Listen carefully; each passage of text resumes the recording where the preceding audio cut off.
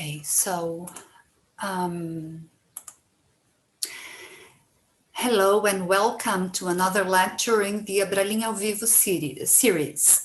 Abralinha ao Vivo is an initiative of the Brazilian Linguistics Association, and I have to apologize for the technical problems we just have had. And I thank you so much for being here and for your being patient while we were trying to solve the issues. So today I'm very glad to introduce to you Dr. Hamida Demirdache. She works at the Département de Linguistique at the Université de Nantes. Her research interests comprise the interface between syntax and semantics in the language acquisition process, the limits of linguistic variation, and the experimental methodology for probing linguistic knowledge at the interface between syntax and semantics. The discussant at the conference will be Dr. Brenda Laca from the Universidad de la República in Uruguay. One of Dr. Laca's research interests focuses on verbal plurals and distributivity, lying therefore at the interface between syntax and semantics. So I thank you both, Dr. Demirdache and Dr. Laca, for your willingness to participate in the Abralinha ao Vivo series. And I remind the participants that they can send their questions and observations on our chat. And after the conference, as we are running on Zoom, you can also feel free to open your microphones and pose your questions also, okay? So have a nice talk. And once more, thank you all. Okay, so thank you very much for your invitation. And I'm going to be presenting work on, wait, how does this work here? Okay, on a research collaboration with Anna Bosnić, who is present on Zoom, here present, and Jennifer, I'm sorry. And Jennifer Spenadier from the University of Groningen. And Anna, I was supposed to put Utrecht University and I didn't change it. I'm sorry about that. And you can see listed on the screen, you'll see the work that this is based on. So there's Anna's doctoral dissertation, which was a joint dissertation from Groningen and Nantes University. And there's two published articles. And then also, it also bears, and it's also based on work that was done by Natasha Knežević, and who also did her dissertation on distributivity, on the acquisition of distributivity in Serbian. So the topic today is going to be distributivity, and in particular, so-called distributive numerals, and a typological distinction that you found across language between languages which mark the distributive share versus the distributive key. And I'll be introducing all these different typological differences.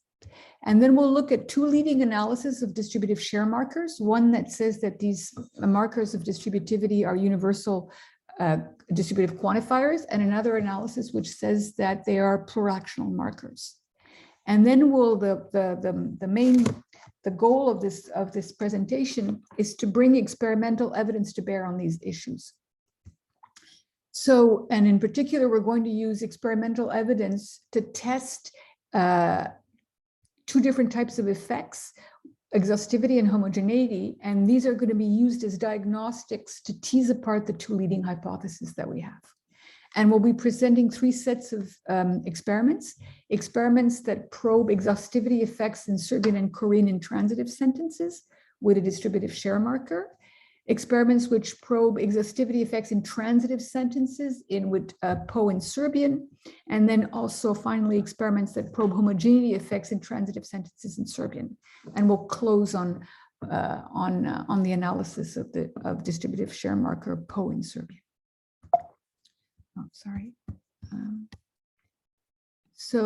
Okay, so this is no, it's the other way.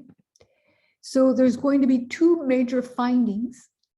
The major findings is that distributive share markers like Choe or ssik in Korean distribute over entities that are non-atomic and from non-count domains such as time. That's well-known fact.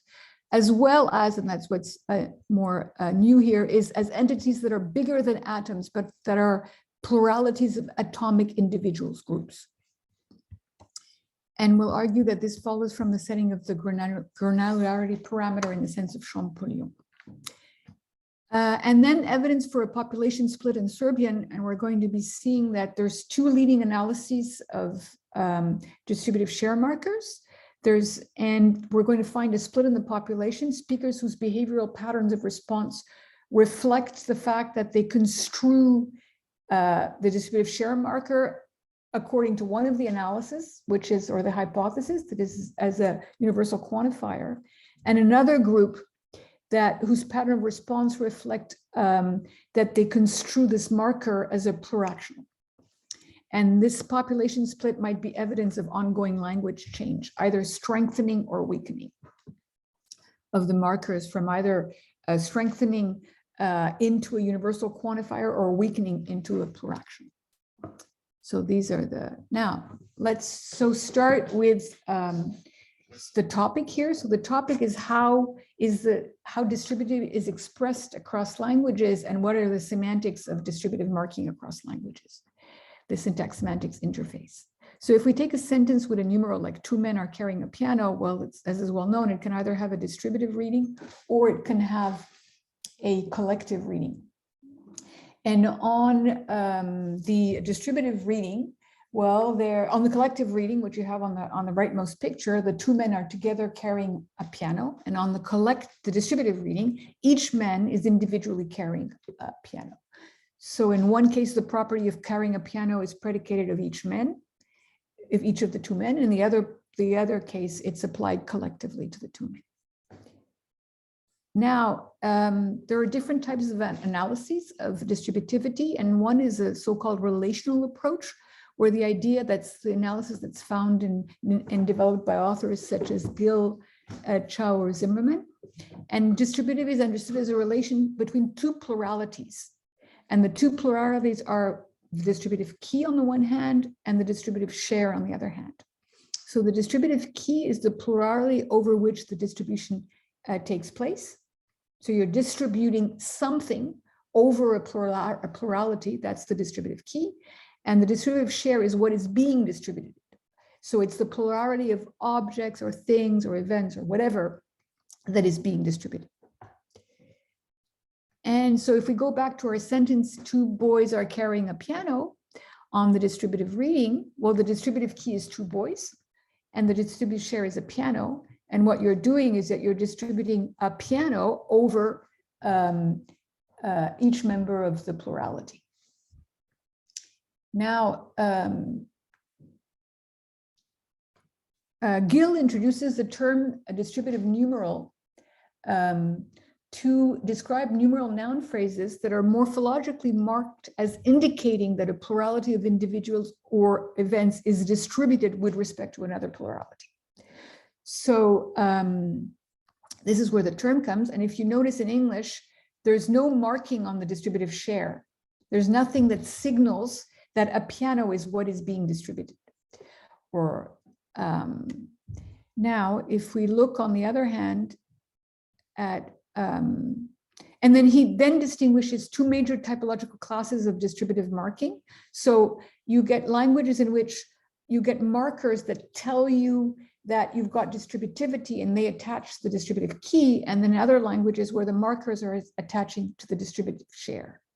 So this is, so it gives you two different classes of languages. So languages where you have distributive key markers and languages where you have distributed share markers. So in languages with so English would be an example of a language of distributive key markers, and you have operators like each or determiner quantifiers, distributors like each, which attach to the NP, denoting what is distributed over. So we're distributing over boys, and each is attaching to the NP boys.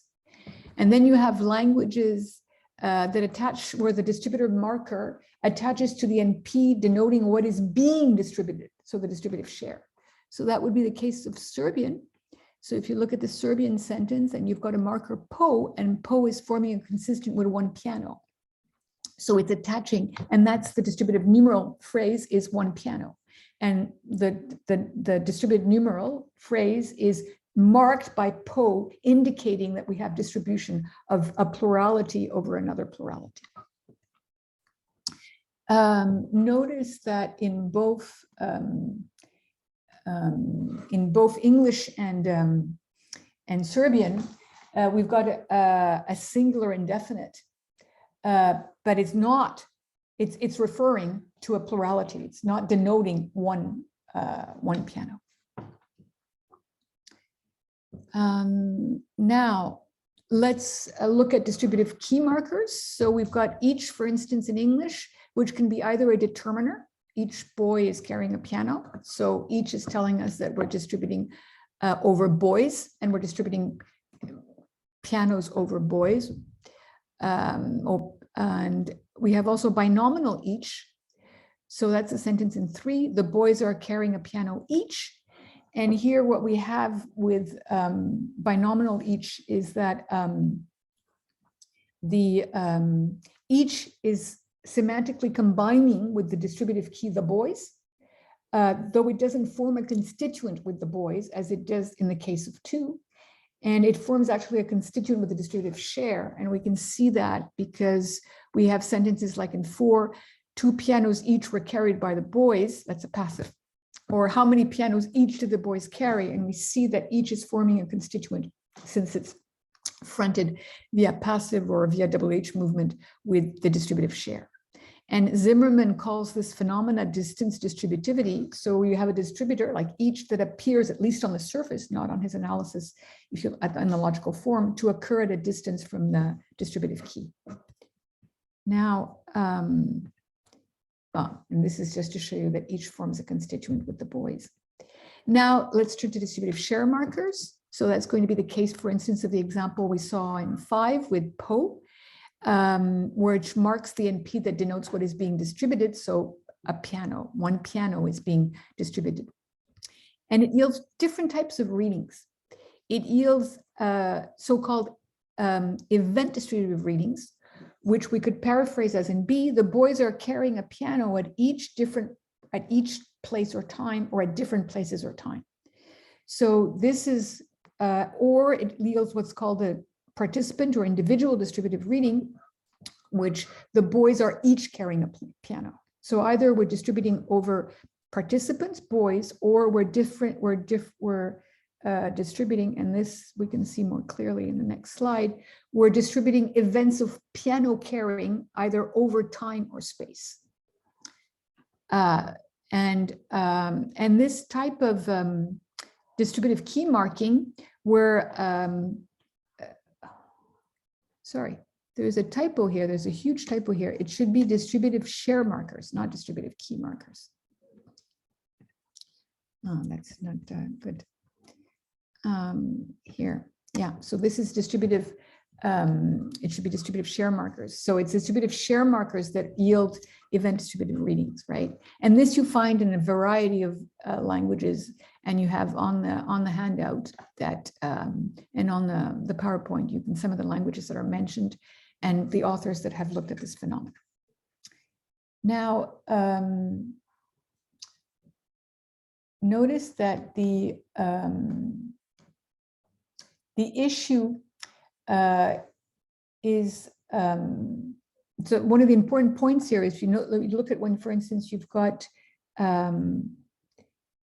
when you've got distribution over space and time, notice that you can distribute collective actions of carrying a piano, right? So you can distribute, like, so you've got the sentences, the boys are carrying po piano, and you can either distribute events of carrying a piano involving a collective carrying of the piano, or individual events of carrying a piano by a boy over time or space. Okay. So over time, you could be distributing, if you distribute it over time, it could be the same boys, for instance, that are carrying a piano. Now, the fact that you can distribute collective events of carrying a piano, that's really what signals that you have event distribution, because you've got distribution of events, and it doesn't matter if the events are collective events of carrying a piano or individual events of carrying a piano by a single agent or by a single boy. And this is what's at stake when we look at, when we compare Poe versus each. So if we compare a distributive share marker like Poe versus a distributive key marker like each, both are going to allow so-called participant distributive readings, where you're going to be distributing over individual members of the set of boys, the subject DP. Both allow that, but the issue is whether each also allows spatial or temporal event distribution. And in particular, the issue here is whether you could, for instance, if you have true event distribution, well, then you can distribute collective events of carrying a piano over either with different types of groups of boys carrying a piano, or if it's the same boys over time carrying a piano.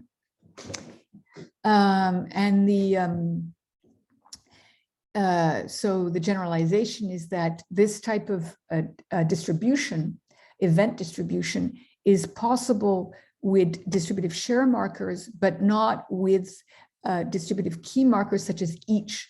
And Zimmermann has this generalizations according to which when a distributive marker can also be used as a determiner, so that's the case of each, then it's restricted to distributing over individuals. Now, there is in Gill's, David Gill's initial typology, he gives the typology that you see on table 1. And notice that he's assuming that all these distributive markers here, whether they mark the distributive key or whether they mark the distributive share, they're universal quantifiers. So this is the classification of universal quantifiers. So you've got languages, and you've got languages where it's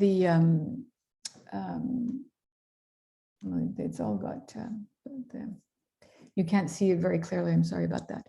But anyway, you've got languages where, like English, where you've got every, or Hebrew, where you've got kol, and this is a distributive key markers. And then you have languages like Georgian and where you have a distributive share marker, or Maricopa, where you have a distributive share marker.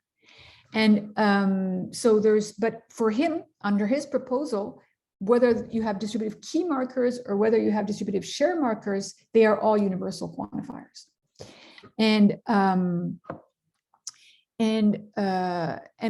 But the difference is that these universal quantifiers can also quantify over events. So they can distribute over individuals, they can quantify and distribute over individuals, or they can quantify and distribute over events also.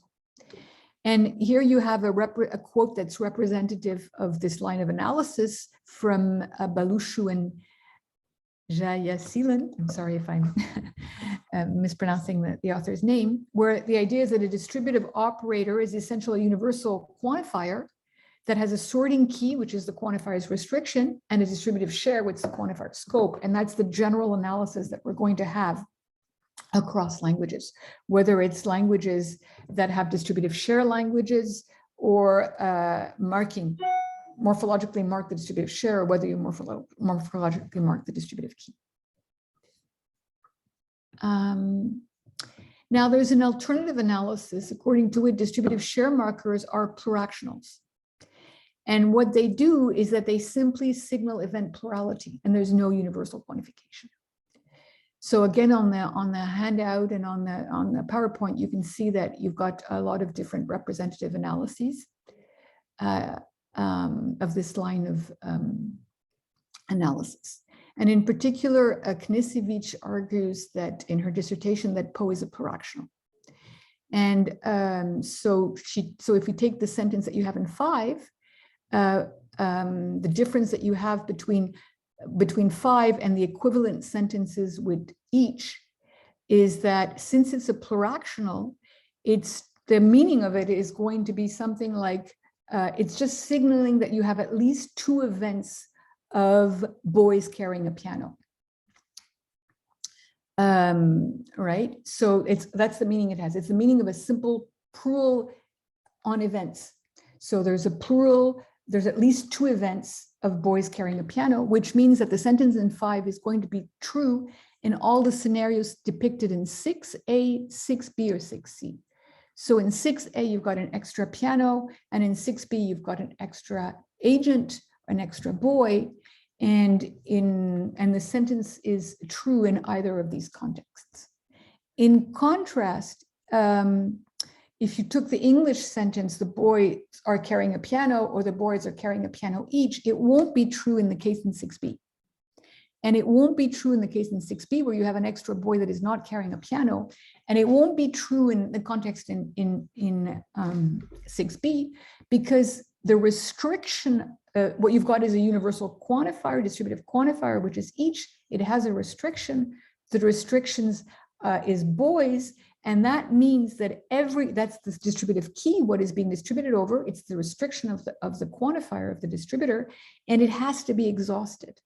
So you have to you have to exhaustively distribute over the restriction, over the distributive share. And each member of the distributive share has to be distributed over. So you can't have a boy that is not carrying a piano. And that for her is one of the essential differences between Poe as a pluractional marker and a distributor, universal distributor quantifier like each. Now, notice that this means that exhaustivity is a diagnostic. So what we said was that, well, there's 2 leading analyses of distributive share markers like Poe in Serbian. And what we just said that one of the diagnostics to tease apart these 2 analyses is exhaustivity. Because on the hypothesis that it's like each, and it's a quantifier, a distributor that has a restriction, which is the distributive key. And you have to exhaust the distributive key, and you have to distribute it over each member of the distributive key. Then exhaustivity, and you don't have to do that with Poe, then exhaustivity is a diagnostic for teasing the 2 analyses apart. And this is what leads Knežević to conclude that it's not a universal quantifier, but a pluractional. Now, what we're going to do here is that, so if we summarize, we have 2 analyses. One that says that distributive share markers are universal distributive quantifiers. That means that their semantics involves a covert distributor or a covert each with a distributive key serving as its restriction that has to be exhausted. So in the semantics at one point, even if you don't see it, there has to be a covert distributor that takes the distributive key as its restriction. Or distributive share markers are pluractional, and they simply signal event plurality. And that was actually the claim made by Knežević for Poe in Serbian. And what we want to ask as a question here is, to what extent can distributive share markers be analyzed as instances of universal quantification? So it could be universal quantification over participants or events or spatial temporal locations. Let's put that aside, what exactly we're distributing over. But to what extent, what is the evidence that we have to determine whether they should be analyzed as instances of universal quantification or just mere event plurality markers, so pluractionals that enforce distribution over spatial temporal locations. And what we want to do is we want to bring experimental evidence to bear on these questions, and we want to use exhaustivity as a diagnostic to tease apart these 2 hypotheses. So we want to test whether, in particular for Serbian, Natasha Knežević's claim is correct or not. Now, to our knowledge, this is the first experimental investigation of either exhaustivity effects or homogeneity effects for, be it transitive or intransitive sentences with distributive share markers, be it in Serbian or in any other language. Now, there is going to be a first set of experiments, the first that I'm just going to present now, where we're going to bring evidence from two typologically different languages, which is Poe, Serbian, that has a distributive marker Poe, share marker Poe in Serbian, and the distributive share marker ssik in Korean. And we're going to see actually on the basis of these two typologically different languages that there is evidence for an exhaustivity requirement. But the exhaustivity requirement is over non-atomic individuals. It's over groups, it's over pluralities. It's not over atomic individuals. And then we're going to consider what are the theoretical implications of this, generalization. So this is the first set of experiments, which is based on this paper that is called Dancing Monkeys in Serbian and Korean. Now, the question is how to test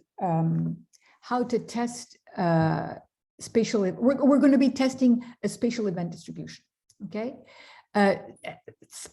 temporal distribution is harder to set up in a context, right? Because, but we're going to test a spatial event distribution, and the idea is that, and we want to test whether the universal quantifier hypothesis is correct. So, are Poe should Poe in Serbian or ssik in Korean be analyzed as universal quantifiers? And if they are to be analyzed as universal quantifiers, then we expect to find exhaustivity effects. Now, the question is, how do you test, spatial event distribution? And we put a quote from Belushu and Jayasilan on the handout. And the question is, you're going to use context to divide into spatial and temporal regions the situation. And so they give us an example. Suppose that all the monkeys in the enclosure, so the sentence is there are two monkeys or a monkey is jumping. And suppose that all the monkeys in the enclosure jumped all at once, but they jumped in pairs. So that the sentence would be, the numeral would be two monkeys, and it has a marker on it, are jumping. Then in the context, you're going to see pairs of monkeys jumping, and that is going to that's going to facilitate the spatial event distribution. Or it could be that they're sitting at different points of the branch on the tree, and for some other sentence. Okay, so you have to get a spatial key, and the spatial key you're going to do it. You have to divide up into chunks of spaces. Now, so our sentences in Serbian and in Korean are given on 5 and 6 on the handout. So you've got an intransitive sentence in both cases. You've got only one argument, which is, since it's an intransitive sentence and it's one monkey, and and it's the only argument. So since it's the only argument of the sentence, it's going to be marked, it's going to be marked by ssik in Korean or Poe in Serbian as the distributive share. This means, since the only argument there that you can see is marked as a distributive share, well, it means that the distributive key is going to have to be an implicit argument, so a spatial or a temporal argument, which means that event distribution is going to be over spatial or temporal locations. With a verb like jump, which either takes a patient or for the theme, or an agent, depending on how you classify the verb. And then the other types of arguments it will have will be, spatial or temporal arguments, implicit arguments that it will have. Now, so the meaning on the event plurality analysis would be of these sentences would be there are at least two events of one monkey dancing in different locations. While the meaning under the covert each hypothesis, the idea that it's some form of universal distributive quantification is going to be one monkey is dancing at each location. So we have to make the locations salient in the context. So what we had was the task was a picture verification task, a truth value judgment task. It was an online questionnaire with 52 monolingual native speakers of Serbian and 24 monolingual native speakers of Korean. And you have 12 target sentences. Then you have 12 control numeral noun phrases without po and 4 fillers. And the setup is that there's this children's visit to the zoo, that's the frame story. And this setting is going to allow for cages or caves to be identified as spatial units over which events can be distributed. And we're going to have, for the test sentences, we're going to have 3 conditions. And here are the conditions illustrated. So this is the first condition, we call it condition A, or the first picture, which is here. And if you look at picture A, you have spatial units, which are cages, containing monkeys, and each spatial unit contains a dancing monkey. So in this case, the spatial units in the context are all exhausted, since there is 1 monkey per cage that is dancing. And the sentence is 1 monkey dancing, with 1 monkey marked as the distributive share. Then we have 2 contexts in which it's 2 pictures or contexts in which the spatial units are not exhausted. So that's what we have, for instance, in B, where we have 2 empty cages. And this is not supposed to happen. Oh, it should, yeah, no, that's condition C. Sorry, that is right. Okay, so this is condition C. So this is the 3rd condition, where again, it's not exhausted, but it's not exhausted here because we have cages. The cages, there's 2 cages that contain a dancing monkey, and there's 2 cages that don't contain a dancing monkey. Okay, so let's look at the predictions. So the predictions under condition A would be that the sentence distributor monkey dancing, 1 monkey dancing, should be accepted on both hypotheses in condition A, where the spatial units each contain a dancing monkey. You know, every spatial unit contains a dancing monkey, so it's an exhausted context. And the meaning would be on the covert each analysis, each cage there's a monkey dancing, or the event plurality analysis, there's at least 2 events of 1 monkey dancing. Now on condition B, non-exhausted, then the predictions are going to be where you have empty spatial units,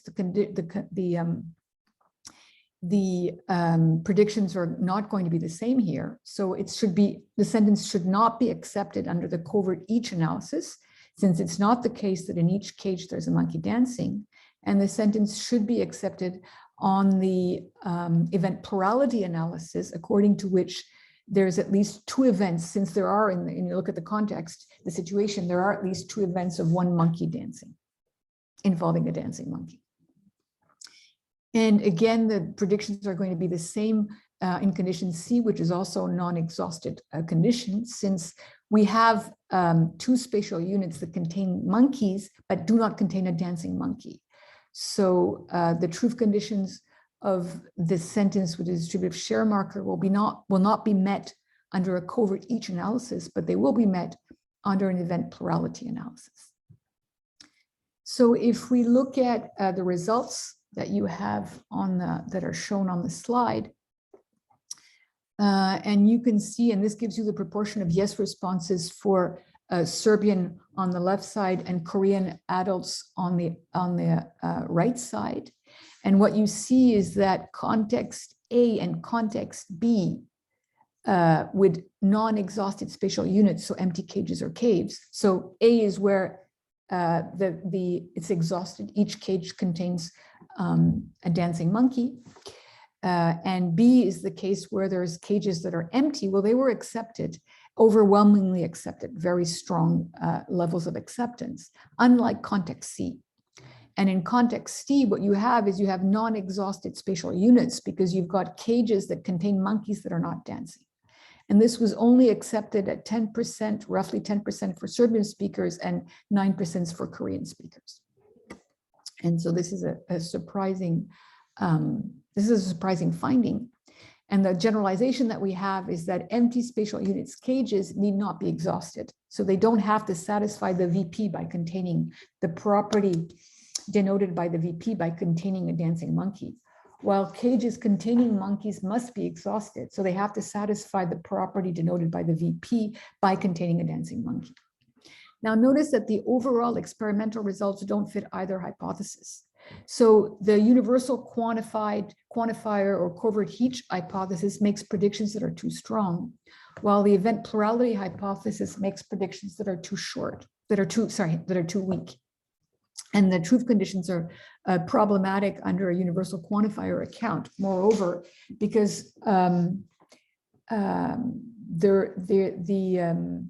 restrictor, monkeys in a cage. So it seems that you want every set of monkeys in a cage to be quantified over, distributed over, but that doesn't correspond to any syntactic constituent in the sentence.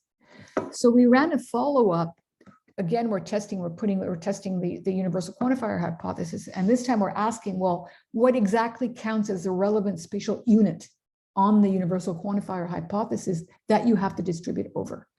And there's three possible distributive keys that we considered. One, it was cages, and we saw that that was not counting as a relevant spatial unit.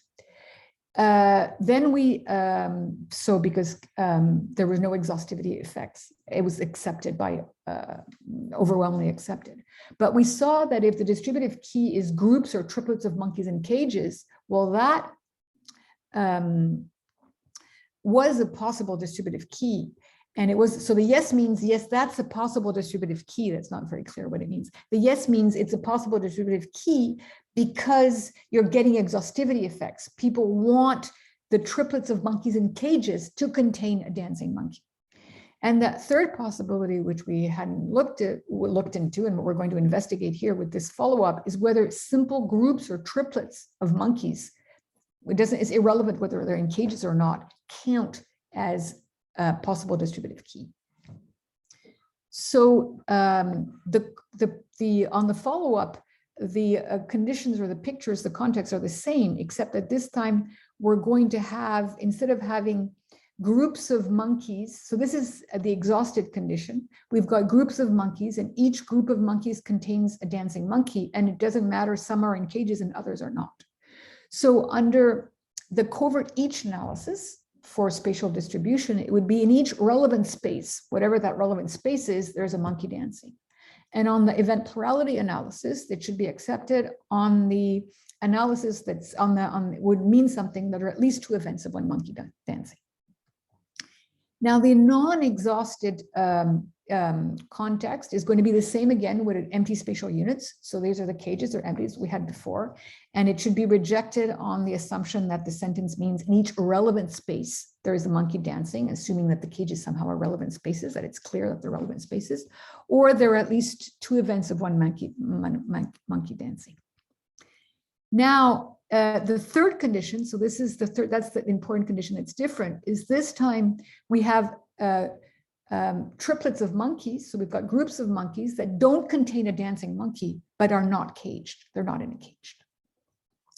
So, and again, so the idea is that the groups here would be serving as the distributive key, would be defining the relevant chunks of spaces that have to contain a dancing monkey. Now, oh, sorry. Here, no. Oh, these are the results of the follow-up. And we find similar findings to those for experiment 1. So again, on the exhausted scenario, whether the triplets are in cages or not, it's accepted at, in ceiling levels of for Serbian, at 80% for Korean. And in the cases where you've got empty cages, well, the empty cages don't seem to matter. So it's accepted again at ceiling levels for Serbian and Korean. Now, the acceptance of the third context was a bit higher than in experiment 1. So the third context is the context in which where you have a triplet of monkeys, triplets of monkeys that don't contain a dancing monkey, right? And this was accepted at 10%, or around 10% under experiment 1, and here it was accepted around 20%, 24% on experiment 2. Now, so the generalization here is that, again, the empty contextually visible salient cages don't have to be exhausted. They don't. So, but each contextually visible triplet of monkeys has to be exhausted. So there is evidence for an implicit distributive key, which is a set of triplets of groups of monkeys that are provided by the visual context that need to be exhaustively distributed over. The surprising point, however, is that we're getting exhaustivity effects, but not over atomic individuals, so individual monkeys, but over triplets, groups of monkeys.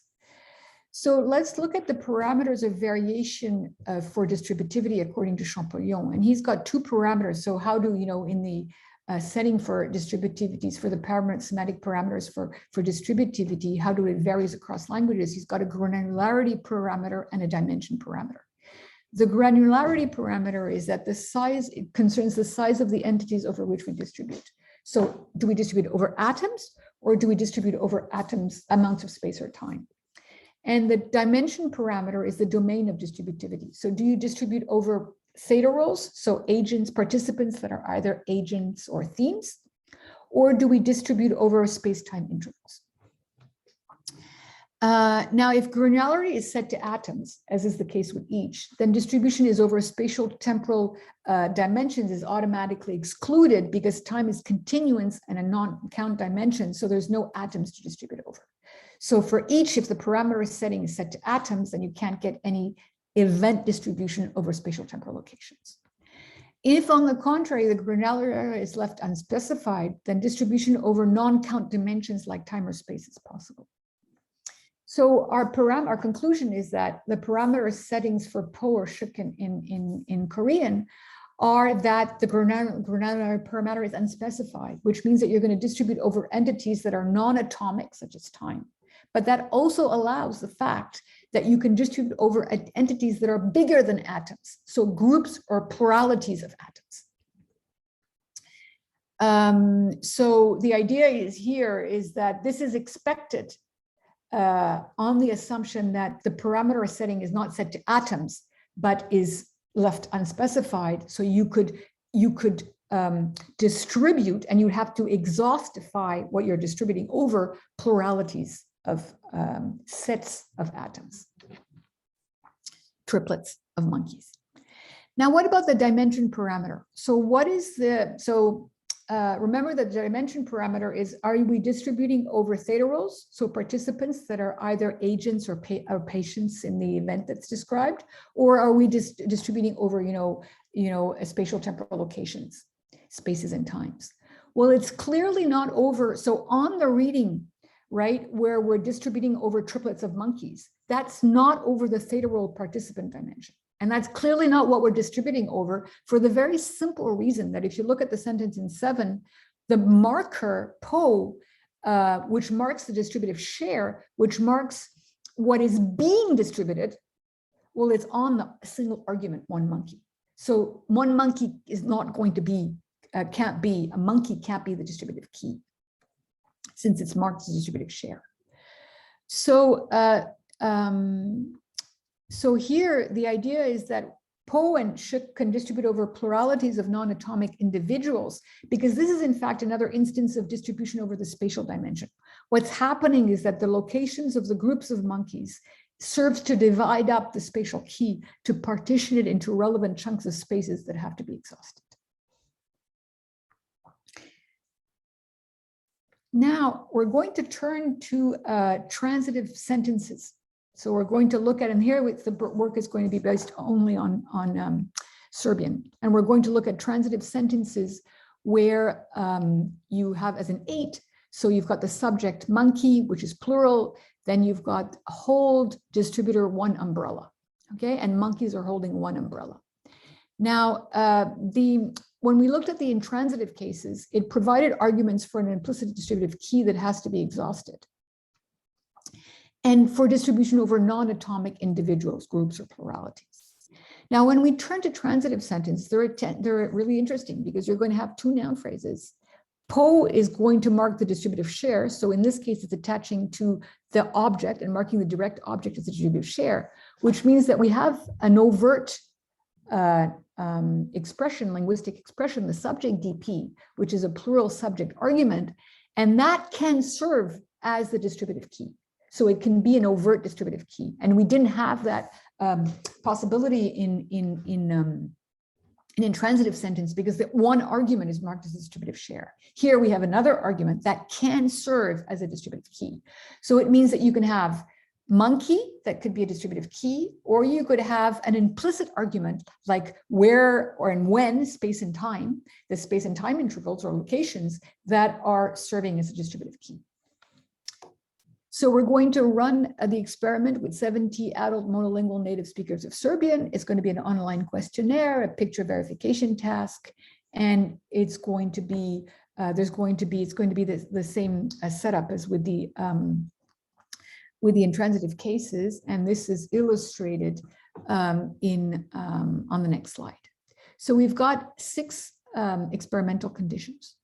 So the first 3 conditions are conditions where you have just one group of atomic monkeys, right? And here this would be in this case here, what we're trying to see is where you're distributing over atoms of this group, and the atoms of these groups are participants that are individual monkeys. So in A, it's exhausted since each member, each participant, each agent is carrying an umbrella. In B, it's non-exhausted because we have some monkeys that are not carrying an umbrella. And in C, it's non-exhausted because we have some monkeys that are carrying something other than an umbrella, like a gift. Okay. Now, and then we're going to have a distribution over pluralities. So spatial or non-atomic distribution. And here again, we're going to have 3 different contexts. The first context is exhausted. So we're distributing over groups of monkeys. And each group contains a monkey carrying an umbrella. And B and C are non-exhausted contexts because in one case, in the B case, we've got a plurality or a group or a space that's carved out by that group that is carrying not carrying an umbrella. And in C,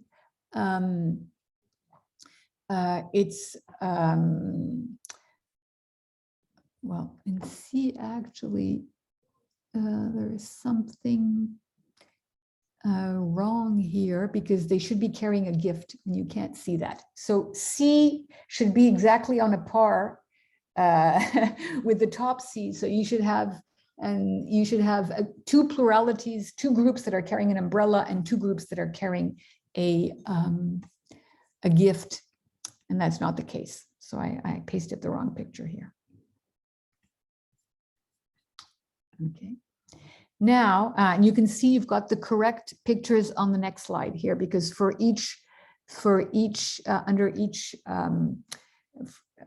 graph, you can see the relevant condition, right? So you've got picture A, B, C, when you've got only one group, and it's atomic, that is atomically partitioned into individual monkeys. Then you've got pictures A, B, and C, where it's non-atomic partitioning into groups, into triplets of monkeys. And what you see here is that you get in these cases here, you get a very strong contrast, because what you see is that the A pictures are overwhelmingly accepted. But for some, so the important point is that we have 2 patterns of responses. We've got 3 patterns of responses here. And on the first pattern, which concerns 24 participants out of 70, these are participants that impose an atomic exhaustive distribution. So they only accept picture A, sorry. They only accept condition A, picture A, where the sentence is rejected in all other conditions. The only case that they accept is a case in which every atom, so there's one group and every atom of that group, every monkey is individually carrying an umbrella. The second pattern concerns 13 speakers out of 70. And that's what we had found with the intransitive sentences, where you're getting exhaustive distribution, but it's non-atomic exhaustive distribution. So here, what the speakers are doing is that they're only accepting the A pictures. So the 2 A pictures are pictures in which distribution is exhaustive, since each triplet contains, or each either in the first picture, first A, each atom, each individual monkey is carrying an umbrella, or each group of monkeys, triplet of monkeys, is carrying an umbrella. So here, whether they allow non-atomic exhaustive distribution, these speakers here, and they accept the sentences under both conditions where you're getting exhaustive distribution, be it over atoms or be it over groups, pluralities of atoms. Now, both of these patterns are inconsistent with the pluractional hypothesis, because you've got an unmarked plural subject argument that is serving as a distributive key that has to be exhausted.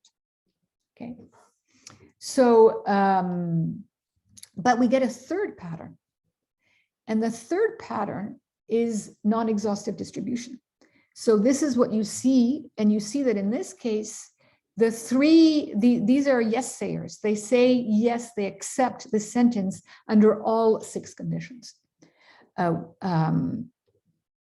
with some differences. Now, these are inconsistent with the universal quantifier hypothesis, but it's expected on a pluractional hypothesis. So now, what do we do? So first, we can subsume patterns 1 and 2 under a single universal quantifier pattern. We can say, remember that the granularity parameter for Poe is left free, so it can be set to atoms, which means that it's going to distribute over singular individuals, and that's pattern 1. So that's the speakers that say no to all conditions except the atomic exhaustive A picture. But it can be also set to bigger size entities, plural individuals or groups, and that's pattern 2, where they say no to all except the exhausted A pictures, so they exhaust, but they don't necessarily exhaust atomically. They can exhaust over pluralities, groups. And then there's the pattern 3, which is yes to all. So one possibility is that we have an event plurality pattern of interpretation, but that's not very satisfying if that's indeed the case, because now we're getting conflicting data. So we're getting data where with the intransitive data was clean because it was going in one direction. Here now we have conflicting evidence. Pattern 3 suggests that we're dealing with an event plurality pattern of interpretation, so there's no exhaustivity requirement on a distributive key. Nothing has to be exhausted. And pattern 1 and 2 suggest that there's some kind of exhaustivity requirement going on either on atomic members of the plurality of monkeys or on partitioning into groups of this plurality. So we can consider an alternative, which is that we have a universal quantifier analysis hypothesis. We can save that hypothesis or preserve that hypothesis on the assumption that in Serbian what we have is the bare subject, the plural subject is bare, it's bare noun. Since the bare noun, it could be interpreted either definitely or indefinitely. And it's the plural subject that's providing the distributive key for Poe. And if it's construed indefinitely, then the sentence would mean something like some monkeys are each holding an umbrella. So if the sentence means some monkeys are each holding an umbrella, the idea would be that pattern 3 is not evidence for an event plurality interpretation. There are just, there's at least 2 events of monkeys holding an umbrella, but just a universally quantified sentence with a covert distributor, but an indefinite interpretation of the subject. Now, so this is summarized on the next slide. So what you see is that there's 2 different ways of interpreting pattern 3, right? Either it's, yes, it just means that it's just for these speakers, for those speakers, what we have is that there's just one, there's no exhaustivity requirement. And the meaning of the sentence, the truth conditions of the sentence will be satisfied if there's at least 2 events of boys, of monkeys holding an umbrella. Or it's that we have an indefinite interpretation of the subject. So what we did, and I'm not going to be presenting this here, is to test whether pattern 3 can be explained away as an indefinite interpretation of the bare plural subject. We designed a follow-up to force the subject to be interpreted as definite, but that was not satisfying or not that conclusive. We got an increase in the population showing a universal quantifier pattern of responses. That was expected, but we still had 14 people that said yes to all, and that's pattern 3.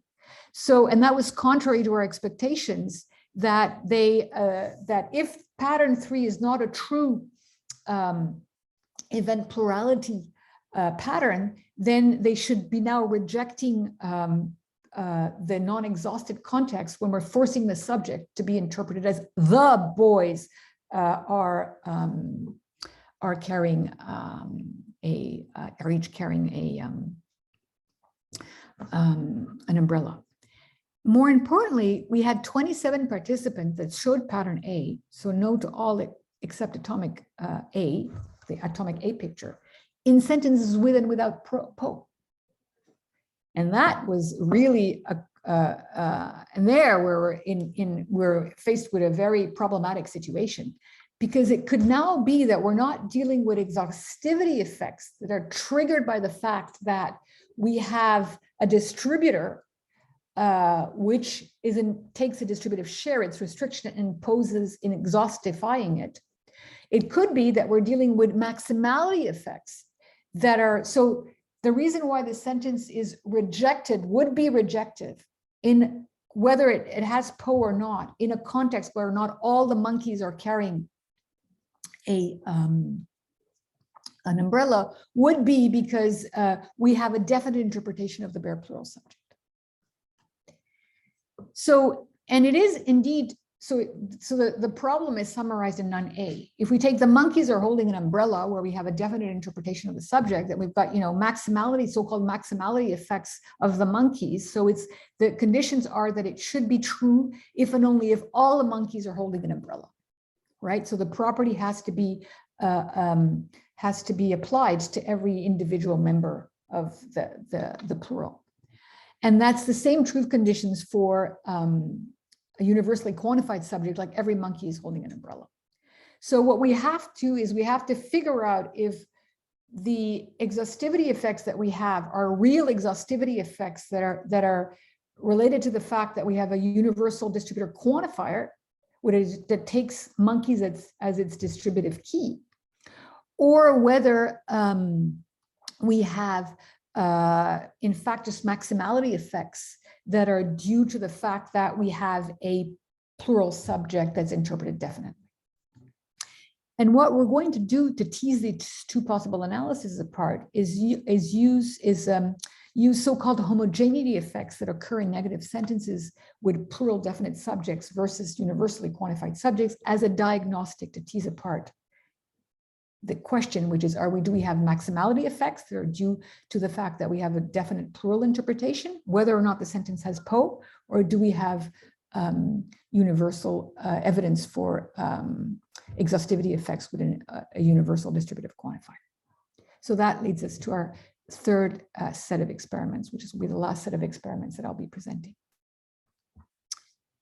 Now, so let's first talk about homogeneity.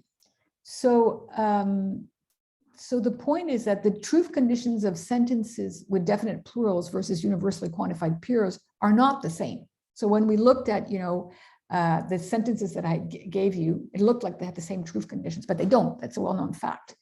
And we can see that in contexts where the property ascribed to the subject doesn't hold homogeneously, doesn't hold uniformly. So let's take the picture that you see on the screen, where you've got a group of horses, and you have some horses that have a saddle, or the majority of horses that have a saddle, and you've got some horses that don't have a saddle. Well, here, what we find is, or what is known in the literature, is that, and there's been experimental investigations of this with definites across languages, is that there's a difference between having a universally quantified subject in the sentence, like 10b, every horse has a saddle, and having simply a definite, like the horses have a saddle. And what we're going to find is that with the universal quantifier, it's going to be, the sentence is going to be judged false if some but not all horses have a saddle. In contrast with the case in which you have a definite plural, it's going to be, you're going to have the truth conditions are going to be, for some speakers, it's going to be judged as neither completely true nor completely false, yielding a true value gap. So it's neither completely true, not completely false. And so what we have is that in this case, we have a trivalent, we've got three judgments. It's either false, it could be false, it could be true. But for some speakers, it's neither true, neither false. And that's called the true value gap, right? And that doesn't occur with the sentence when we've got a universally quantified subject, which is just judged false if some but not all horses have a saddle. Whereas with the 10a, for some speakers, it's just undefined. It's not completely true. It's not completely false. And you're tolerating exceptions. You're tolerating the fact that you're tolerating the fact that some horses don't have to have a saddle. And this difference in the truth conditions of sentences with definite descriptions or universally quantified subjects come out even more sharply in negative sentences. So if we compare 11, the horses don't have a saddle, with 12, every horse doesn't have a saddle, then we see that we have a sharp difference, because 12 is going to be true if some but not all horses have a saddle. So in the context that is depicted here, the non-homogeneous context, the sentence is judged true. It's going to be also judged true if none of the horses have a saddle, but that's not the preferred reading, right? Because then to get that reading, you have to scope negation above the universal. Sorry. I'm saying something totally wrong. You have a preference for interpreting it with a wide scope interpretation of negation in these cases, right? So since you have a wide scope interpretation, a preference for a wide scope interpretation of negation, it means not every, and you're not getting as easily the none of the horses reading. Now, in context, when you have 11, the horses don't have a saddle. Well, it's going to be, what the truth conditions are, that it's going to be true if none of the horses have a saddle. And if some of the horses don't have a saddle, then you're going to get a true value gap. So for some speakers, it's going to be undefined. It's not completely true. It's not completely false, right? So you're getting, in these cases, you're getting in the context, a non-homogeneous context, you're getting a true value gap or false if you have a definite description, but you're getting true if you have a universally quantified subject. So the task was run with 45 native speakers of Serbian. It's a picture verification task. We have a 3x1 design with 3 types of negative sentences. So the subject could involve a universally quantified subject with svaki, which is a universal quantifier. So every NP, a definite plural, the horses or whatever, and then the sentence, and then when the subject is a definite description, the sentence can contain either po or not contain po. So, And you have three possible answers: yes, no, or not really yes, not really no. And we're going to have 35 items in total and 5 observations per condition. So this is the, for instance, the context. There are 8 elephants in the photo, and the 3 test items are going to be: elephants are not wearing a hat in A, where you've got negation and you've just got a bare plural, and it's interpreted as definite since we've introduced the elephants in the previous, with the previous sentence in the context. There are 8 elephants in the photo. The elephants are not wearing a hat. It's the same elephants that we're talking about. And then we have the B sentences where we're adding a distributor, which is po, to the numeral, right, to the numeral phrase. And then the numeral object in P. And then in C, we're adding a distributive key marker, every, to the subject. And we've put it under the scope of negation so that to facilitate the reading, not every elephant is wearing a hat, which is the relevant reading we want. Now, the predictions. If po is a universal quantifier, then we should not find any homogeneous effects in negative sentences with a definite subject. So universal quantifiers are considered to remove homogeneity effects. So what does that mean? It means that if we have negative po sentences, they should pattern like negative ssik sentences. So negative sentences with every. So if you have something like not every elephant is wearing a hat, then it's going to be true if some, but not elephants have a hat, and there's not going to be any truth value gap. So that's a very clear prediction. It should be true in the non-homogeneous context, and there should be no, hesitation or truth value gap. Now, if po is a pluractional, then it should not remove homogeneity effects in negative sentences with a definite subject. So we should still find homogeneity effects. And what does that mean? Well, it means that the negative po sentences are going to pattern like po less negative sentences. So sentences without po, but with a definite plural subject. So sentences like the elephants are not wearing a hat, which is going to be judged in this context as either true if some but not all the elephants have a hat. Is going to be either judged undefined if some but not elephants have a hat. So that's where you get a true value gap. So it's neither completely true, neither completely false, or rejected. So we're going to have speakers that are going to tolerate exceptions and are going to not, and going to interpret it as neither really true, neither really false. Now, when we look at the results on the next slide, we see that ssik every sentences were judged true overwhelmingly in the non-homogeneous context, right? There's no true value gaps. So, they're accepted. In the non-homogeneous context, it's just overwhelmingly accepted. If we look at sentences on the left-hand side of the table with definite plurals only, then it's mostly rejected, right? So it's mostly rejected in this context, and you're going to get true value gaps. And this is the pattern that's expected. Now, if you look at the po sentences, well, they're kind of in between. So we find gap answers, which we didn't find with ssik sentences, but we don't find the same proportion of yes answers. We find something that's in between the proportion of yes answers that's given for sentences with only a plural subject or with a universally quantified subject. And again, the proportion of known answers is also kind of in between. Now we have, so the pattern is somewhere between that found with ssik and that found with the definite plural only. And we have an hourglass shape of yes answers that suggests a population split. So we're going to look into that more closely and look at the individual answers. And when we look at that more closely and we look at the individual answers given by speakers, then we find, again, 2 patterns. We get a universal quantifier pattern and a pluractional or homogeneity pattern. So let's look at the universal quantifier pattern.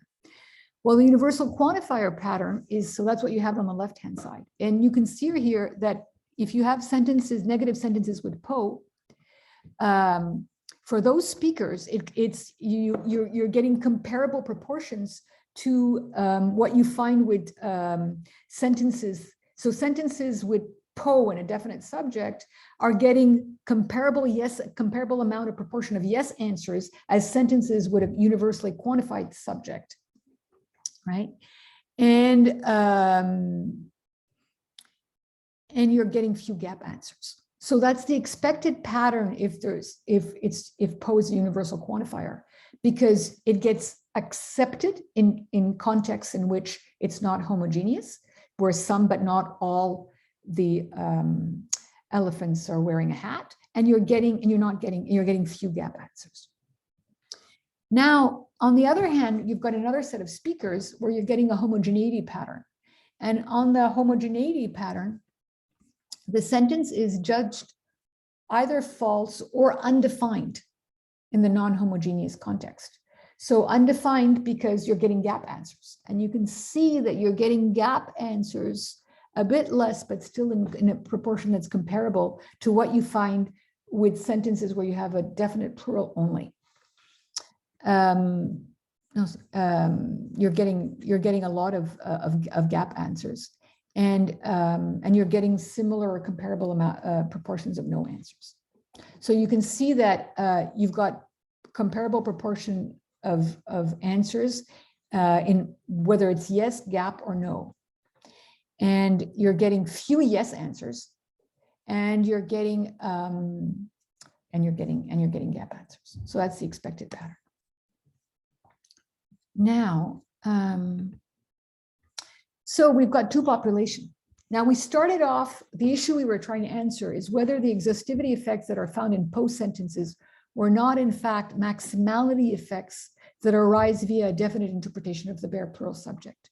And we use the distribution of homogeneity effects in negative contexts as a diagnostic to tease maximality and exhaustivity apart. And we found two patterns of responses, so two populations. And we have a population split. 17 out of 45 on the one hand treat po as a universal quantifier, whether there's 24 out of 45 speakers on the other hand that treat it as a pluractional. And population splits in general is evidence for an ongoing language change. And the question is, what is the directionality? Are we strengthening a pluractional po into a universal quantifier, or weakening a universal quantified po into a pluractional? And I'm going to not go through the last section, but just close on this last slide, which is some remarks on the analysis that we developed and we put forth for po. So it's a few words on the analysis that we developed for po. And what we suggested was that we suggested an analysis of po and of spatial event distribution along the lines of Zimmermann. So the idea is that po or ssik are locative pre or post propositions with universal quantificational force, roughly something like per each. And since the granularity parameter is left free, po or ssik can distribute over non-atomic individuals or pluralities in the count domain. And on this analysis, what po and ssik do is they establish a distributive relation between individual events of monkey dancing and plural non-atomic individuals, triplets of monkeys, that serve as the distributive key and require that there be one dancing monkey per each triplet. So the semantics is going to be there has to be one dancing monkey per each triplet of monkeys. And this proposal has empirical support from uses of po as a locative preposition, quantitative, spatial, or temporal. And it captures, and we'll close with this, Gill's definition of distributive numerals.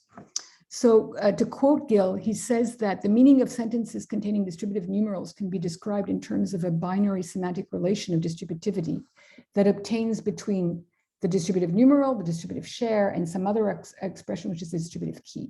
And this relation may be expressed by means of the English proposition per, in accordance with the formula share per key.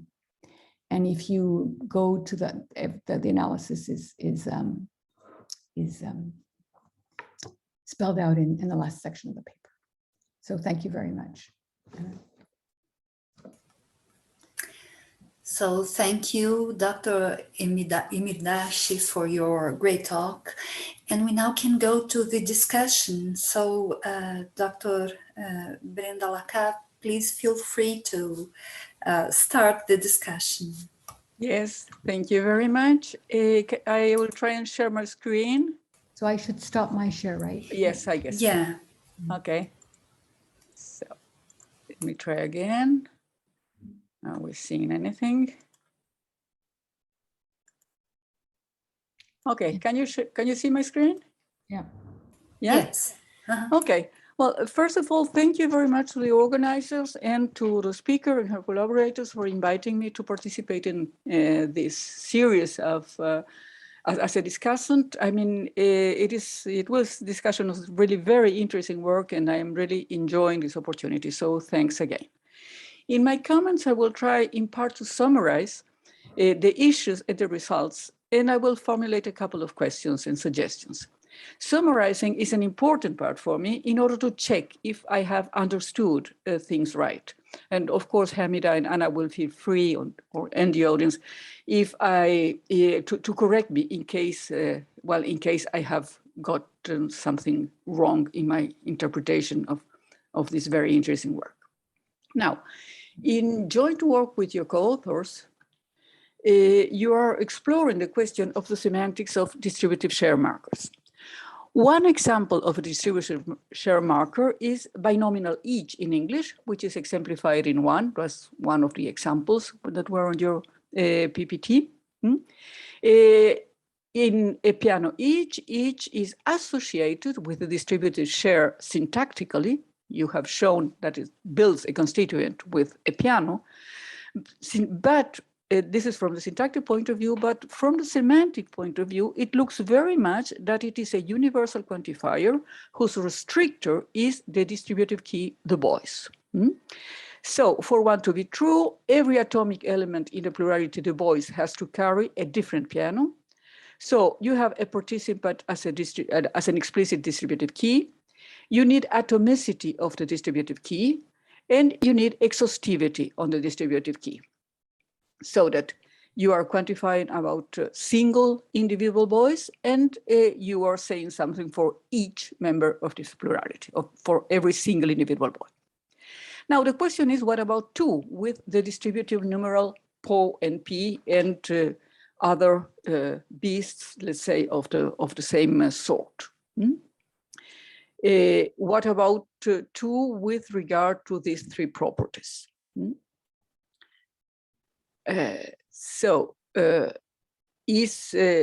Are distributive numerals to be analyzed with a sort of analysis that seems to be right for binomial each, or are they different things? As you have shown, there are two families of approaches to distributive numerals. One treats them as distributive universal quantification, and the other treats them as pluractionals. So analysis of pole-like distributive numerals can be made via universal quantification over events, and these events are distinct from each other in terms of their participants, in terms of their spatial location, or in terms of their temporal location. And the second family of analysis, such as that proposed by Cable, for instance, and by Knežević in her dissertation in Poe, is that pole-like distributive numerals are pluractionals. They involve distribution over distinct events without universal quantification over these events. And as you notice it, and this is the main point of the series of analysis and experiments you have presented us, the exhaustivity requirement is crucial for detecting the presence of a covert universal quantifier. So if you have an exhaustivity requirement, the universal quantification over events analysis is okay. Or if you don't comply with the exhaustivity requirement, you will have to opt for an analysis as a plurality marker on events, involving distribution over distinct events, but not requiring that the events in the plurality be exhausted. So this will be the schema for distributive universal quantifier analysis. You have a mapping. So this is what you have as E is the event, which may be partitioned by individual events may be singled out by the participants by their temporal location or by the spatial location. And this is the distributed share. The pattern for the distributive universal quantification analysis would be this. The pattern for the pluractional marker will be this other one. You have a mapping, but you don't need to exhaust the relevant plurality. So now you have identified this key issue of exhaustivity. And regarding this key issue for exhaustivity, you have provided experimental evidence, which in some ways is puzzling, and in other ways is extremely interesting in the results. So first, you conducted a series of experiments testing the exhaustivity requirement on intransitive sentences in Serbian and Korean, with distributive marking on the only explicit participant, that is the dancing monkeys experience. That's in experiment 1. The results are the scores for the empty case situations are as predicted by the pluractional analysis, they are non-exhaustive, whereas the scores for the non-dancing monkey situations are as predicted by the universal quantifier analysis. I mean, if there are, some monkey in the group of monkeys has, in every available group of monkeys, has to be dancing in order for the sentence to be judged true. So you did a follow-up to this experiment of the dancing monkey experiments to ascertain what the role of the empty cages in defining spatial units for the distributive key was. And if I understood it right, the scores for the empty case situations are as predicted by the pluractional analysis still, and the scores for the non-dancing monkey situations are as predicted by the universal quantifier analysis, but they are slightly better than in experiment 1. So what I think that your interpretation of the results is that the results of the experiment are both of experiment 1 and the follow-up experiment are compatible with the universal quantification hypothesis if we make the assumption that subjects chose the set of triplets of monkeys as the distributive key, so that simply the empty cages as such, or the cages as such, are simply ignored. I mean, the participants are not reacting to what happens in the cages, in empty cages. And the low acceptability rate of the non-dancing monkey situations is incompatible with the pluractional analysis. So what you get for the intransitive sentences, both for Serbian and for Korean, is that modulo the assumption that the subjects chose the set of triplets of monkeys as distributive key, ignoring the spatial delimited spaces, if these spaces were empty, this clearly speaks in favor of the universal quantifier hypothesis because exhaustivity is a requirement. So I have 2 questions concerning this experience. And the first question would be, question 1, there seems to be a problem of saliency for the empty cages. I mean, it looks like as if participants are simply not seeing the empty cages. And I wondered if they could have been made more salient by putting something into the cages. Not a monkey, certainly, but something else that could attract the attention of participants to this space, which appears empty on the pictures. And my second question is a little bit more precise, more detailed question. You find slightly better scores for condition C1 in the follow-up. Are they better in any significant way? And if they are better in any significant way, are they telling us something or nothing at all? That would be the first 2 questions. We can go back to them later. Now, you continue then with exploring transitive sentence with one participant, the subject, which is the most likely candidate for a distributive key, and Poe, the share marker on the object. So you studied for Serbian transitive sentences with distributive marker on the object and a plural subject. And there you have a really remarkable result, that is that you find 2 different populations of Serbian speaker according to their responses. You have group A, whose responses are consistent with the universal quantifier analysis, and you have group B, whose responses are consistent with the pluractional analysis. In the first series of experiment tests, you were testing two things together: atomic distribution versus distribution over non-atomic partition, distribution over groups, and exhaustivity. I mean, you were actually testing two different things. And my question is the following. Is it correct that the no-sayers, I mean, the people who only accept atomic distribution, have an atomicity plus exhaustivity requirement pattern that would make Po very much like binomial each, or je in German, as far as I know, whereas the yes-sayers are split among those with and those without the exhaustivity requirement? That would be the third question.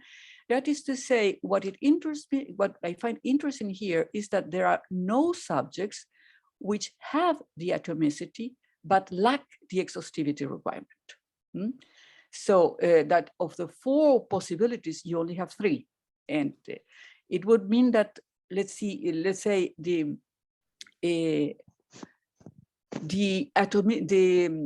atomicity requirement would entail the exhaustivity requirement, but not the other way around. So that would be question 3, and we can go back to that for your responses, Hamida. And now, the problem is that the results of experiment 1 raise the following question, which you identify very sharply. Could it be that the yes to all population, I mean, the people that seem to be having a pluractional interpretation for the Po, could it be that they are just interpreting the bare noun and noun phrase subject, the distributive key, as an indefinite? The thing is that Serbian doesn't have a definite article, so that a sentence with a bare plural subject could perfectly be interpreted as some of the elephants are wearing a hat, and not necessarily as the elephants are wearing a hat. So in order to decide on these questions, you design a follow-up experiment, experiment 2, in which you force a definite interpretation for the subject variant P. And you force it by previous mention. And in this experiment, it's also very important, you are also testing sentences without Po. And this is where the further question arises as to is the explanation for the behavior of the yes sayer or the yes to all sayers explained by exhaustivity over maximality.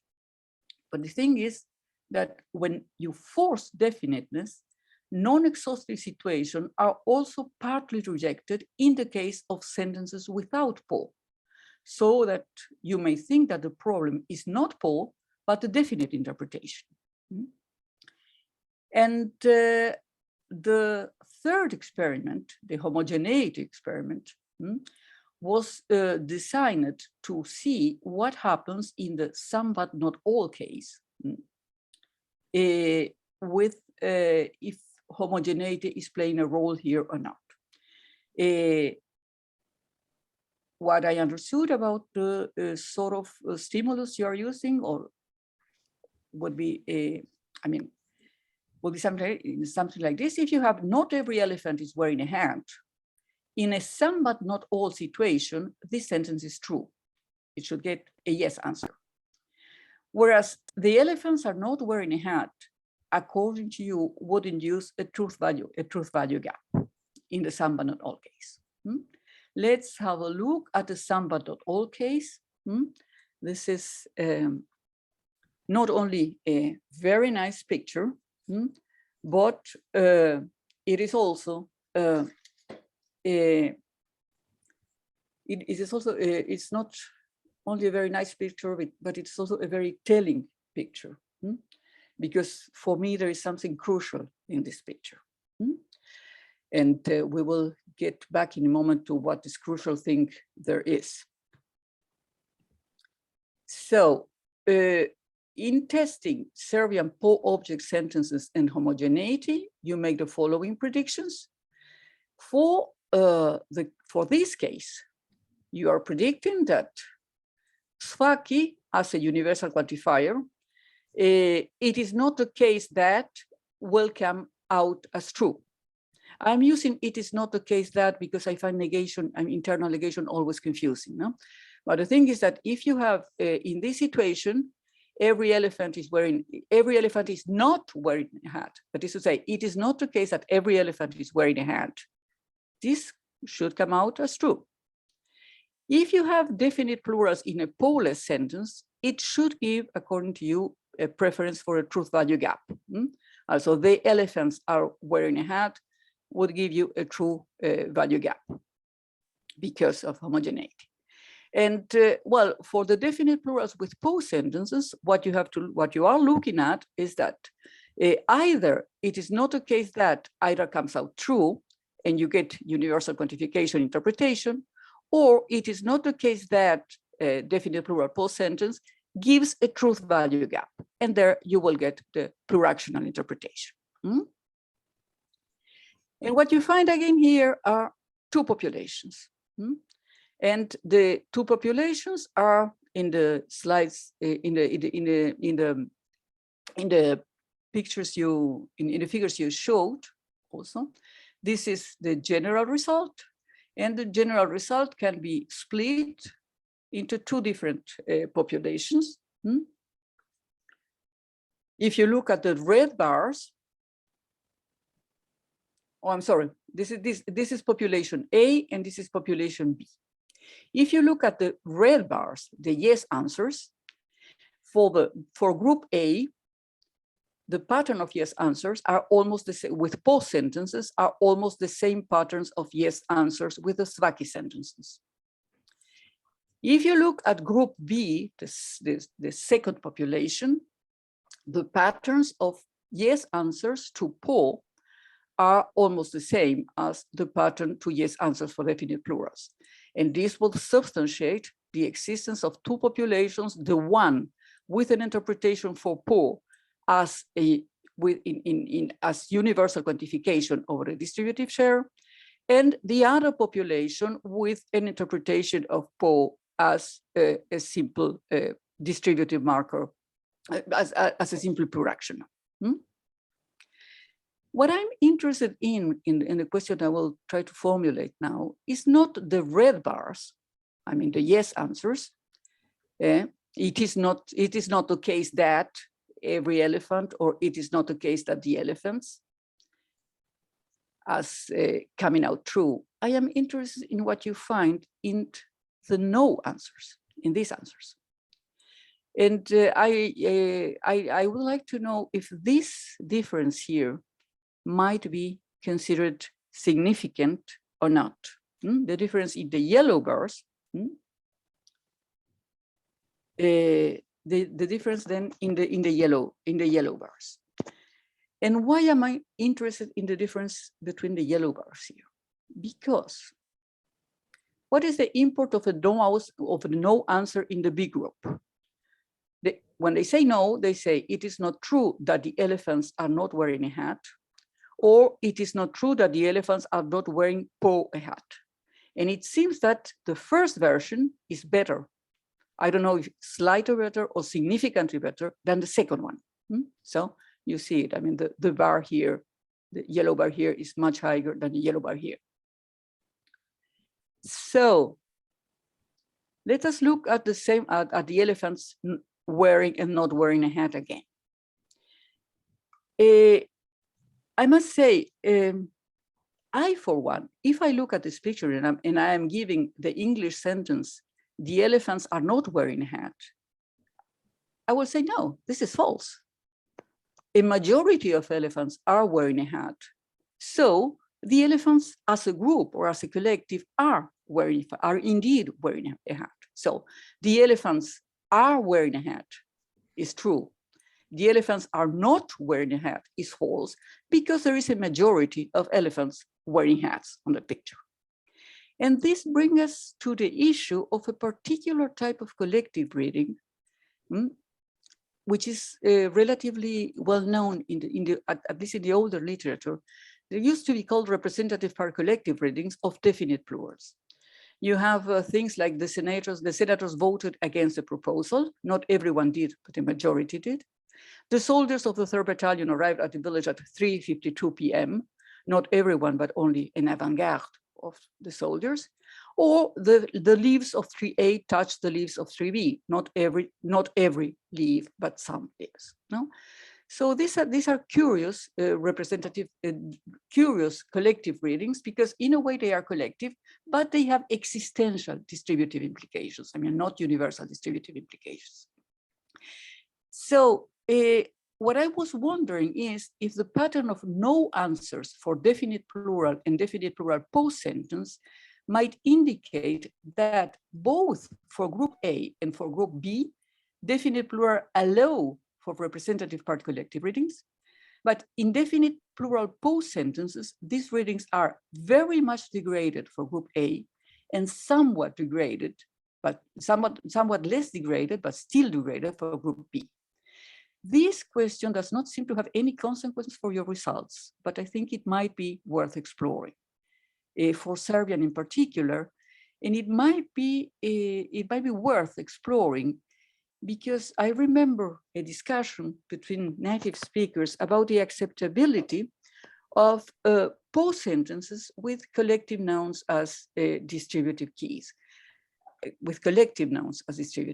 which is, it seems that some speakers accept them to a certain extent, and for other speakers, they are not possible.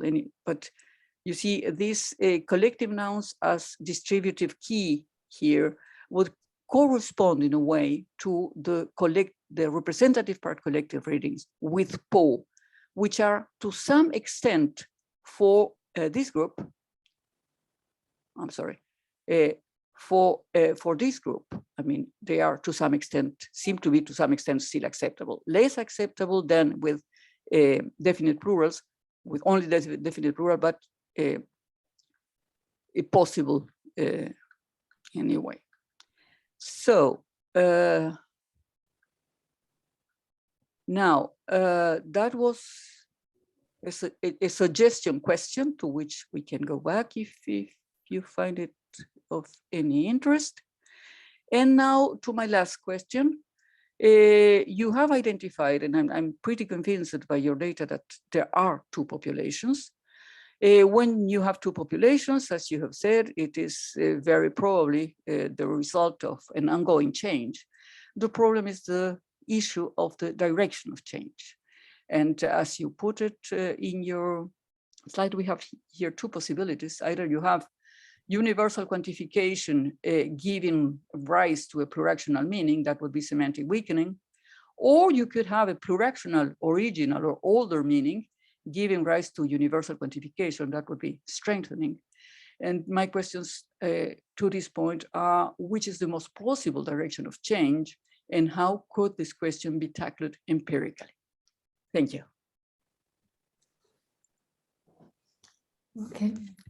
So thank you, Brenda. Can you maybe show your questions? So oh yeah, I will. So if we, yeah, of course. Okay. So it's easier for me to see the questions. And, yes, that was also in this way. I'm sorry. Why? Oh, I have to do this. Yes. Okay. So if we go back to the beginning, we will do that. Yeah, we will do that. Okay. So the questions are in a different color so that they are more easily to see. Yeah. Okay. So I'll answer, and then I'll ask Anna to whatever she has to add extra to what I'm saying. So so we did try. We didn't have initially. We had empty cages. We had empty cages with monkeys that are not dancing in the non-exhausted situations. And then we had other animals dancing, you know, or a rabbit or something else. We tried a variety of other, and actually you can still see the rest of that, if you look at the transitive cases, we have, animals that are holding a gift and not holding a balloon. That's the same idea, right? So we did try, and it never made a difference. Okay. So that's why they are really concentrating on groups of monkeys and nothing else. Yeah. Okay. Now, for question 2, it is indeed the case that when you look at, so what happens in the 2 experiments, so C is the case in which the scenario in which it's not exhausted because you have groups of monkeys that that don't contain a dancing monkey, okay? And we did get better scores. We got more yes answers in the follow-up experiment. So we had 24% of acceptance rate for Serbian and 20 for Korean, which was higher than the 10% and the 8% that we initially had in the previous experiment. Okay, and it was significant. So we looked at the individual responses for that condition C1, and we found that there were 4 out of 31 Serbian and 4 out of 30 Korean that said yes to all in 3 contexts 100% of the time. So we had the problem is that this is really like the event plurality. That's what's expected on an event plurality hypothesis. So if we have higher proportions of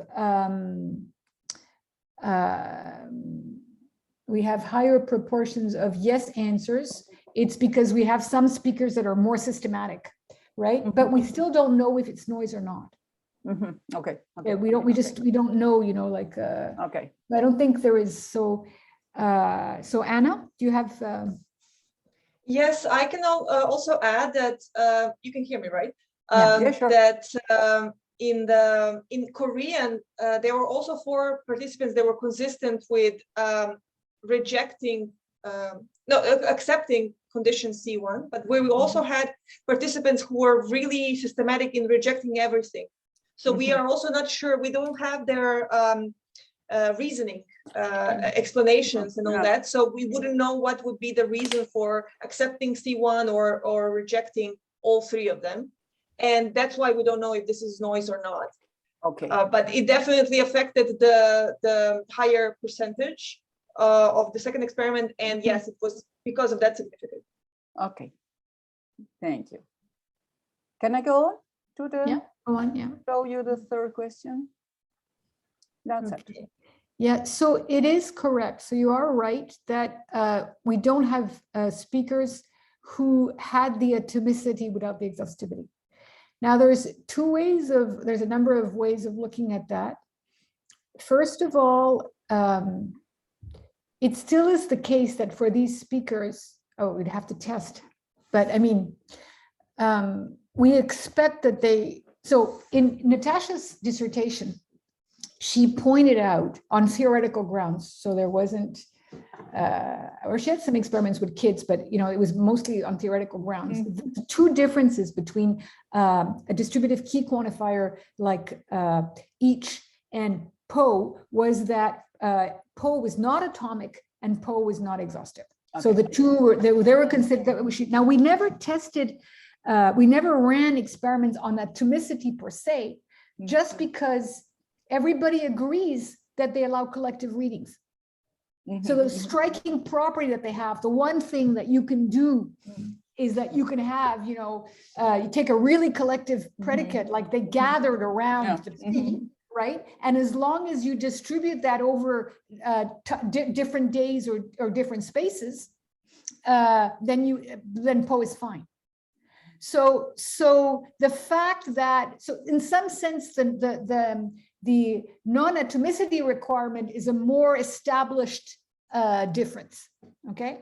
Now, it's true that we're talking about speaker variation that we're saying there's some speakers that treat it as a universal quantifier. So what happens, we don't know what happens in the grammar of these speakers with these contexts, right? Because we don't have, we didn't check that, right? So Now, we can look at it as we have speakers that seem to really have the atomicity plus exhaustive requirement, and that looks like they really have an each. So maybe there would be something different in the way they take this standard other cases. We don't know. We would have to really look speaker by speaker in order to really see what's going on. Then we have people for whom it's really Poe is a pluractional. And then we have an in-between case. And the in-between case now, does that represent a transitory stage or an in-between? So I guess to me, the really important question is whether you have true distribution over non-atomic plurality, or is it just space? And that means that and it's really an important question, because I don't see why, given, like something like Champollion's granularity approach, then it should be possible. There's no reason why, if you just set it not to atoms, if it's not set to atoms and it's free, it could be over pluralities. That's one point. So the point, the way you ask the question, is it the case that when you have this distribution over non-atomic pluralities, it's because you're an in-between phase? Or is it still a true pattern that's a possible pattern? In a certain sense, the fact that you have a non-atomic but exhaustive requirement is perplexing, because is it because there's change? Or is it because there's a real property of these distributors that it's not that they're non-exhaustive, it's that they can quantify over pluralities that are bigger than atoms, right? And when you look at the transitive cases, that's where you should be able to see what's happening, because in the transitive cases, you're getting an argument, which is the subject. Yeah. And that could be true participant distribution. Right? I mean, it's not like in the other case, there's an argument that it's not participant distribution, right? And in that case, notice that the second pattern does disappear when we force it to be. So this is why, to me, it's a more open question in that case, right? And I really wonder about whether you have something where you have a non-part. We did get conflicting answers, right? The two experiments, right? But whether you have really something where you're distributing over monkeys, it's a true distribution over monkeys, but you're partitioning them not in non-atomically. Yeah, it's still an open question, right? And your question here, brings another way of looking at it, which is, did we find something that's reflecting change, or did we find something that is a real property of these distributors? So, Anna? I don't know if I can add anything to this. This is pretty much the point. Yes, whether this is whether the yes to A is a transition kind of between the universal quantifier and the fractional. I understand your point. Yes, I understand. Yeah. Yes, and we were also dealing with. I mean, it is 70 participants, and then when we split them in 3 groups, it becomes lower numbers. So it's very small numbers. So we don't know exactly what's going on, but this asks for a larger scale investigation. Yeah, and well, that was the other remark or suggestion or whatever. I know I'm complicating still matters with that. Yeah, but, so I had more questions for you, because I'm not exactly sure. Okay, so the first thing I wanted to say is that, okay, so we adapted the experiment from a Shemla, Choe, Spector, Krish experiment, some experiment that was run with adults and kids in French, homogeneity experiments. Now, in the context, so I did go back and look at it, and there's one big difference with our experiment and their experiment. So, I mean, I'd have to really look at it more closely. They had as a setup 4 cars, 2 blue and 2 yellows, for instance, but it was half-half. Okay. It wasn't. Now, is it always half-half? I'd have to go and look at all the items, right? But so because, here we don't have half-half, we have 2. So there's that's one point. But the results that they get is that the results are the same as the ones that we get, in the sense that the no answers are overwhelmingly are more important than the gap answer. So the difference is, with quantifiers, you never get gap answers. With plurals, you get gap answers, but in both cases, you get no answers. So when you focus on the no answers, and that surprises you, I'm not exactly sure how to take into account your comments, just because I'm starting from the assumption that in another language, the no answers, it's either false or a gap. Okay, now if I may just a clarification, what interests me is the difference, and you will tell me it looks significant, but I don't know if it is, because I mean these are the error intervals, isn't it? Yeah, that's it.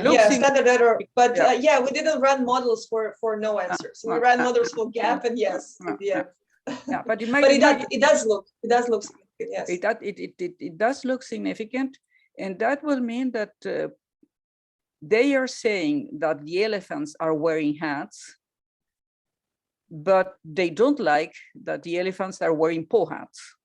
Okay, that would be the. Well, maybe that would be. So wait, I'm getting confused here, because in this case, well, the problem is we'd have to look at what happens to the no answers here. We'd have to look at the individual no answers. But no, it's not the same population, so we don't know what's going on. No, so there's no way of correlating what's happening, because the point here is that if you have speakers for whom, in here you've got a mixture of speakers for whom it's a universal quantifier and speakers for whom it's this is the B group. This is the B group. This is the B group. This is in the I checked, and in the A group the difference is much bigger. Okay. And in the A group, that is expected, because the A group understands PO as a universal quantifier, and you do not expect no and gap. Precisely. So let's go over this. So the point is that you have more speakers that are taking PO as a pluractional, and that are not saying, well, it goes with the idea that if it's a pluractional, there's no exhaustivity requirement, right? So it's hard to. No, but if I may, I mean, I'm not saying that for the B speakers, PO is not a pluractional. PO is a pluractional, but it is still distributive.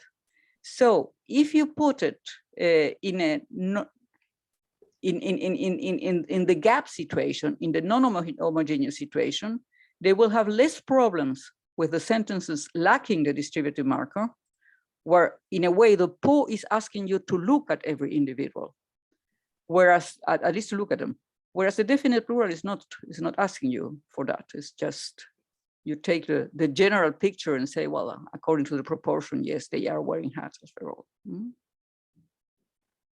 But it's complicated with negation, because no here means it is false that the elephants are not wearing a hat, which means the elephants are wearing a hat. It's complicated with negation. But,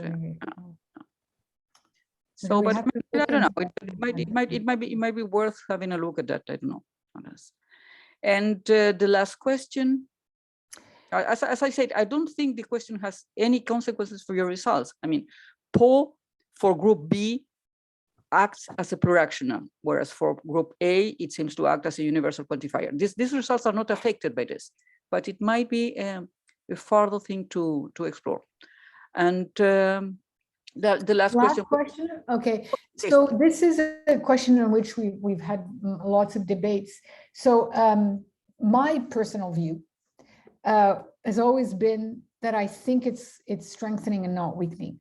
And the only reason for which I think that is because it has so many other uses. So that's in Natasha's dissertation. It has all the uses that are typical of a pluraction, right? You know, it has striking things like encoded uses. It has so many uses.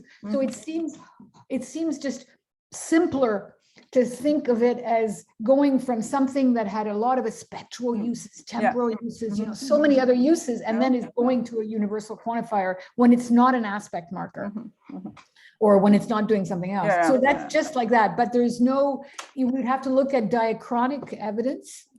And I think Anna has, you know, had thought at one point of looking maybe age of speakers, right? Could make a difference, right? You know, but then there are other arguments, and I'll let Anna pick up there. There are other arguments going in the other direction, right? And when we didn't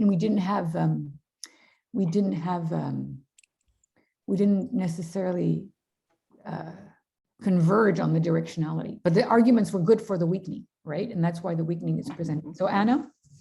Yes, so we can argue for both directions, but we don't have empirical evidence for either direction. So we can say that it's a semantic weakening, and especially the fact that we have a construction in Serbian that is a combining po and svaki, and then that po can be the weakened form, or it can be the maybe it is a weakened form. But also the fact that that combination exists in the language could kind of transfer the strength, the strong form of svaki to po, and then it becomes strengthening. So it can go either way. So we have some ideas in what was going on, or what can be going on. But I think it's still a challenge how to tackle this empirically, precisely.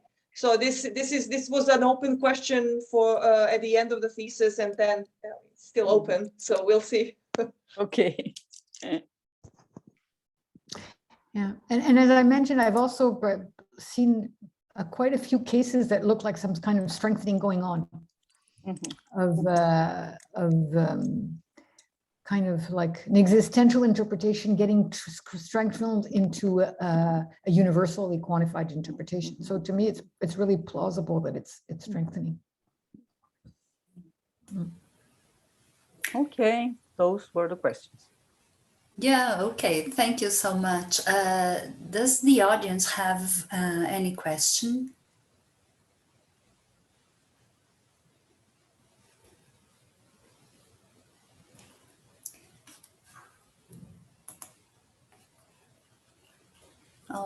I guess they do not have questions. So I thank you so much for your participation and for your brilliant talk and your discussion. And I hope to see you soon in another Abralim event. Okay, I'm just going to tell my co-author, Anna, and Brenda, that I'm sending you a message. So don't disappear, read your message first. Thank you very much. Huh? I thank you.